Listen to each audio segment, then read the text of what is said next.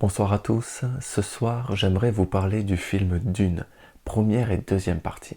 Je ne vais pas vous raconter le synopsis, je ne vais pas en faire la critique, je ne vous raconterai pas aussi ce qui va se passer après le deuxième film de Denis Villeneuve qui vient de sortir au cinéma. À travers cette vidéo, je veux vous partager ce qui m'a le plus touché dans les films et dans les livres, et qui selon moi est majeur, mais que peu de personnes ont expliqué. Cette idée, cet enseignement, c'est la double nature de l'être humain dont personne ne peut s'échapper, pas même un messie. Et c'est aussi le contrôle sur soi, le contrôle sur l'autre dans un monde politico-religieux poussé à son paroxysme. Il n'y aura aucun spoil. Je vais de temps en temps citer quelques paroles qui ont été dites dans le film par certains personnages, mais c'est tout. Je ne vous expliquerai pas la mythologie de l'univers de Dune, mais je vous expliquerai pas également qui et qui fait quoi. Je pars du principe que vous avez vu les films ou sinon vous avez lu les livres.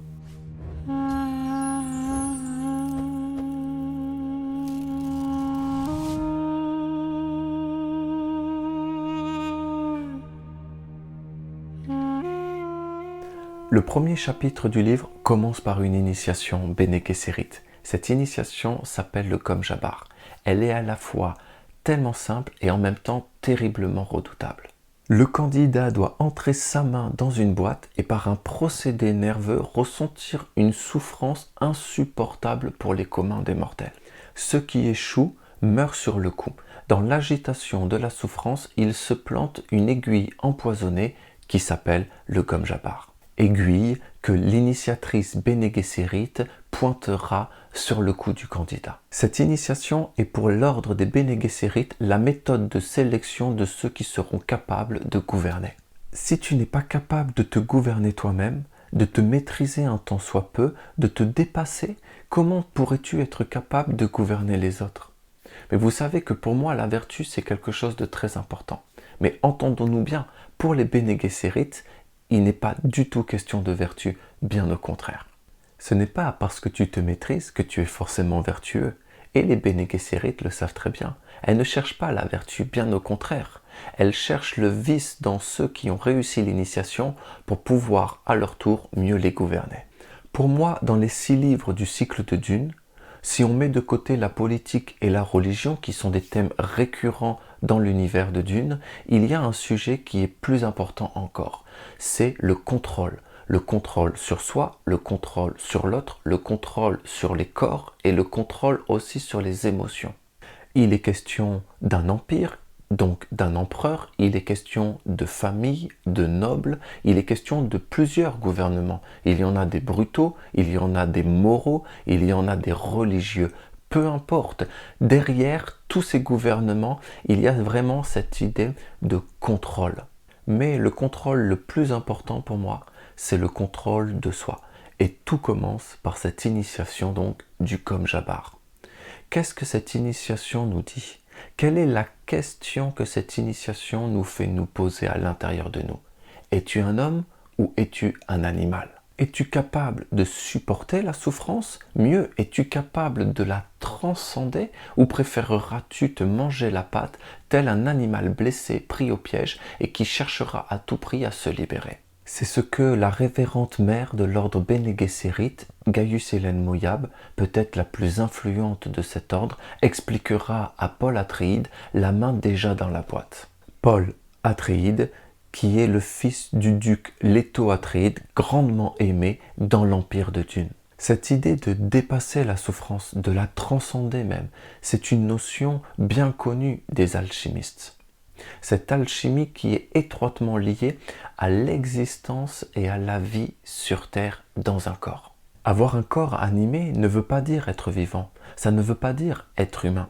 Dans la tradition essénienne, être vivant, c'est être conscient déjà un minimum des influences qui nous animent. Est-ce que nous les maîtrisons? Pas forcément. Est-ce que nous sommes capables de toutes les dépasser, de toutes les traverser? Non plus. Mais en être conscient, c'est le premier pas sur le chemin de l'initiation. L'initiation, pourquoi me direz-vous? Eh bien pour devenir un véritable être humain. Et le Kom Jabbar est la première de ces initiations. Tu sais, cette souffrance qui, si tu l'as dépassée, te pousse irrésistiblement à organiser ta vie et à te dire à toi-même, plus jamais au grand jamais je veux revivre seul. Dépasser la souffrance, c'est le premier pas sur le chemin de l'initiation. Mais comment pouvons-nous dépasser cette souffrance? Ce que je veux dire, c'est qu'est-ce qui différencie quelqu'un qui va réussir l'initiation du Kom Jabbar et qui va réussir à supporter une souffrance insupportable de celui qui au contraire va s'agiter et donc mourra sur le coup? Eh bien, c'est le but, c'est l'ambition. Encore une fois, il n'est pas question de vertu. Tu peux te maîtriser un peu, tu peux avoir un but et tu peux être ambitieux sans forcément être dans la vertu. Mais si tu as un but, tu pourras dépasser la souffrance. Et même, plus ton but est grand, plus tu seras ambitieux, plus tu seras capable de transcender la souffrance et de la dépasser. La question que la révérende mère pose à Paul Atreides, es-tu un humain ou es-tu un animal, prend tout son sens ici. Parce que qu'est-ce qui différencie un humain d'un animal? C'est sa capacité à penser, à sentir, à vouloir au-delà des forces instinctives. L'animal est animé par l'instinct de survie. Regarde tous ces troupeaux gigantesques qui fuient tous devant quelques lionnes. Il suffirait qu'ils se retournent contre elles et elles seraient bien embêtées. Il est bon que le troupeau fuit. Je veux dire, c'est dans l'ordre naturel des choses. Cet instinct de survie est le propre même du règne animal. Et cet instinct de survie, tous les humains le portent en eux. Mais il ne doit pas nous submerger, il ne doit pas nous envahir, il ne doit pas nous faire perdre le contrôle et nous faire réagir. Il doit y avoir plus, il doit y avoir un plan, une ambition, un projet, un idéal qu'un animal ne peut pas saisir et comprendre, mais qu'un humain peut porter et incarner. Car si l'ambition peut nous permettre de dépasser la souffrance et de transcender notre nature instinctive et animale, elle peut aussi nous enfermer et nous aveugler. Au-delà du dépassement de la souffrance, il y a donc la transcendance de notre nature instinctive et animale. Et au-delà même de cette transcendance, il y a donc le contrôle sur soi. Mais tu comprendras que le contrôle de soi, il est double. Soit il est inspiré par une ambition vertueuse, soit il sera inspiré par exemple par une ambition politique, très mercantile. Quand je dis vertueux, ce n'est pas forcément religieux. Tu peux très bien être religieux et avoir une ambition purement politique. Et c'est d'ailleurs ce que l'ordre des Bene Gesserit exprime et révèle à la perfection dans le cycle de Dune. Oui, l'ordre des Bene Gesserit est un ordre religieux, mais pour cet ordre, il n'y a qu'un plan qui est savamment tissé de génération en génération et le plan doit être respecté et suivi à la lettre. D'ailleurs, c'est ce que la révérende mère Gaius Hélène Mohiam dira à une autre Bene Gesserit, il n'y a pas d'espoir, il n'y a que des plans. Ce plan est purement matériel. Pire, tout est qu'une question de génétique. Il n'y a donc aucun état d'âme à avoir et surtout pas de cœur. Mais le cœur a sa raison que la raison ignore. Et s'il n'y a plus de cœur, alors il est impossible de véritablement se contrôler et gouverner sa vie. L'ordre des Bene Gesserit n'ayant plus de cœur poussera des peuples entiers au fanatisme et des individus à la vengeance. Mais justement, le fanatisme et la soif de vengeance sont également un manque de contrôle de soi. Je crois profondément que la religion peut faire naître des rois. Telle est la force de la religion. Mais le but, l'ambition et le cœur font toute la différence. Soit les ambitions seront politiques, soit les ambitions seront vertueuses. Beaucoup pensent, et à raison selon moi, que les livres du cycle de Dune dénoncent les dérives de la religion et l'abus de contrôle qu'elles ont pu exercer sur les gouvernements et les communautés. L'auteur Frank Herbert était, semblerait-il, agnostique, donc le lien il est évident. Mais il y a de la noblesse, de la morale et des valeurs et de la justice, de la vertu même dans le cœur de la famille des Atreides. Et il y a cette religion Fremen qui est à la fois rude et en même temps tellement simple, proche de la nature. Et tout cela nous pousse au respect, à la contemplation, à l'adoration même de la vie et de l'existence. Mais pour les Bene Gesserit, l'empereur et beaucoup d'autres personnages dans l'univers de Dune, le cœur ne peut pas gouverner. Il y a dans les livres, mais aussi dans les films, une sorte d'ambiguïté du cœur. Et c'est cette ambiguïté du cœur que j'aime, parce qu'elle nous pousse à la vigilance.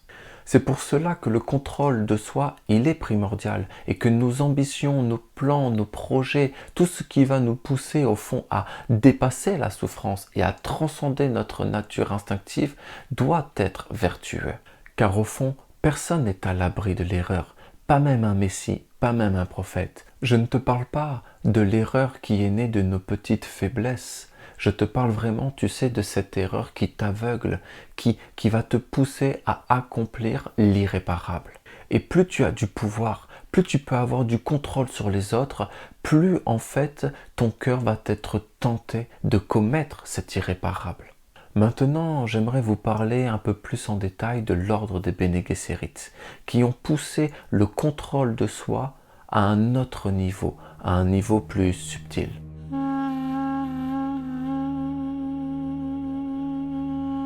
Après le contrôle de la souffrance, il y a le contrôle des émotions. Et s'il y a bien un domaine dans lequel les Bene Gesserit excellent, c'est le contrôle absolu et ultime de leurs émotions. En plus de réussir à ne transmettre aucune émotion, les Bene Gesserit sont capables de déceler chez leur interlocuteur la moindre contraction musculaire qui trahirait leur émotion. Ici, j'aimerais approfondir un peu, parce que si le contrôle de la souffrance peut être lié à l'école de la Terre pour les Esséniens, eh bien le contrôle des émotions peut être lié à l'école de l'eau. Contrôler nos émotions, c'est maîtriser les courants et les influences du monde de l'eau, c'est-à-dire du monde subtil. Et cette maîtrise des émotions, cette maîtrise des influences des mondes subtils impactera forcément ta vie physique à travers ta posture, à travers ta parole, ta façon de t'exprimer. Parce que avant que tu parles, avant que tu agisses ou que tu accomplisses un geste, un mouvement, eh bien tu as ressenti une émotion. Et si tu contrôles les émotions, alors tu peux contrôler ta posture, ta façon de parler et ta façon d'agir. Le monde physique de la Terre révèle le monde subtil de l'eau. Et les Bene Gesserit l'ont bien compris et elles en jouent à la perfection au point que toute leur conversation n'est qu'un combat du verbe et qui n'est plus capable de discerner chez elles le vrai du faux dans cet univers de complot et de politique. Prisonnières de leur propre savoir, cette maîtrise a un prix, la froideur à en oublier le sens du mot aimer. Souviens-toi, pour moi, dans cet univers, tout n'est qu'une question de contrôle. Mais si tu n'as pas de cœur, eh bien, ton contrôle devient une prison pour toi-même et pour les autres.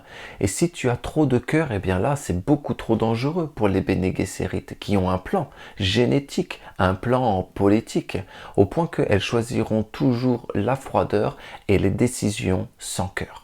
Le contrôle des émotions des Bene Gesserit, il peut avoir un impact à la fois à l'extérieur de nous, mais aussi à l'intérieur de nous. Si nous gérons, si nous sommes capables de maîtriser nos émotions, forcément ça va avoir des implications sur notre façon de nous tenir, sur notre façon de nous exprimer. Nous allons comme faire attention à ce que l'on va dire, à ce que l'on va faire et comment on va le faire.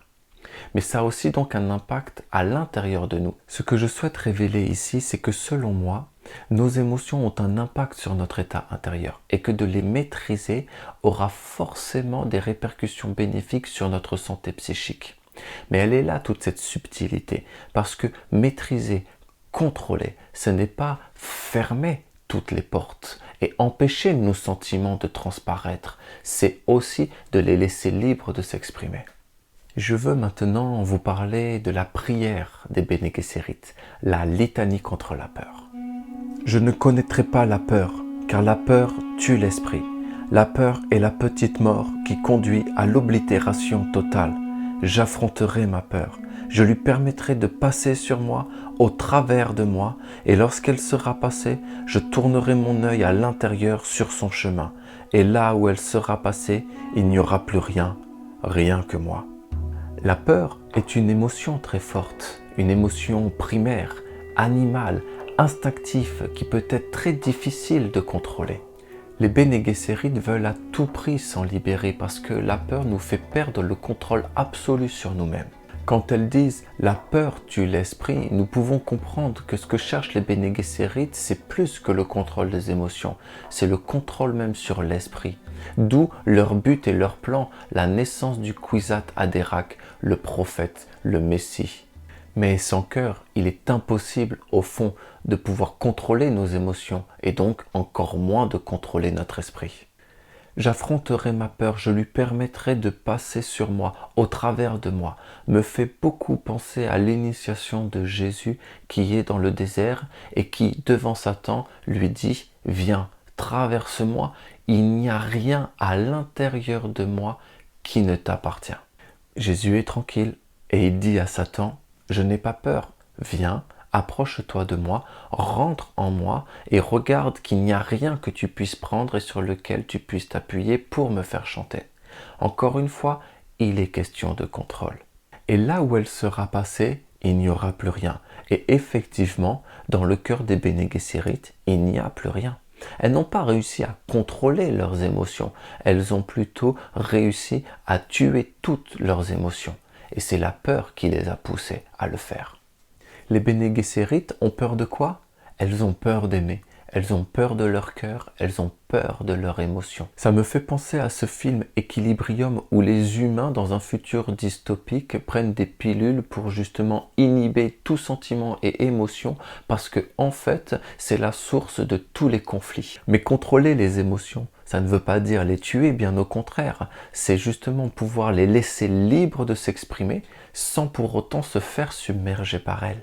En fait, les Bene Gesserit ont vraiment peur d'aimer et ont peur de cette force du cœur. Oui, le cœur, il peut nous pousser à accomplir les pires atrocités qui soient, mais seul le cœur peut nous conduire aussi vers l'extase et les mystères de l'esprit. Au lieu d'avoir réussi à contrôler leurs émotions véritablement, à maîtriser leur cœur, eh bien les Bene Gesserit l'ont tué. Et il y a cette parole très forte, très puissante de Paul Atréide qui deviendra après, dans le futur, le Messie de Dune, ce fameux Kwisatz Haderach que les Bene Gesserit attendaient avec impatience. Tu ne contrôles que ce que tu peux détruire. Le véritable combat de Paul Atréide, il est intérieur. Tout n'est qu'une question de cœur. Peu importe l'individu, qu'il soit guerrier, roi, empereur ou Messie, tous cherchent à maîtriser leur cœur et personne ne peut vivre sans cœur. Pour moi, dans l'œuvre de Frank Herbert, celui qui a le mieux réussi à maîtriser son cœur, ce n'est pas Paul qui est le Messie, mais c'est son père, le duc Leto Atréide. Dans le livre, il est écrit que l'empereur avait peur de la famille Atréide parce qu'ils étaient aimés. Et dans le film, l'empereur Padisha dit à Paul « J'ai tué ton père parce qu'il avait du cœur ». Certains sont respectés parce qu'ils gouvernent par la peur et d'autres sont respectés parce qu'ils gouvernent par le cœur. J'espère que cette vidéo vous aura plu, c'est un nouveau format où je parlerai de films. Si vous voulez une deuxième vidéo sur qu'est-ce qu'un prophète, en s'appuyant sur l'univers de Dune et l'œuvre de Frank Herbert, écrivez-le moi en commentaire, ça me fera un plaisir de compléter cette série. Tout le meilleur à chacun de vous, je vous embrasse et à bientôt.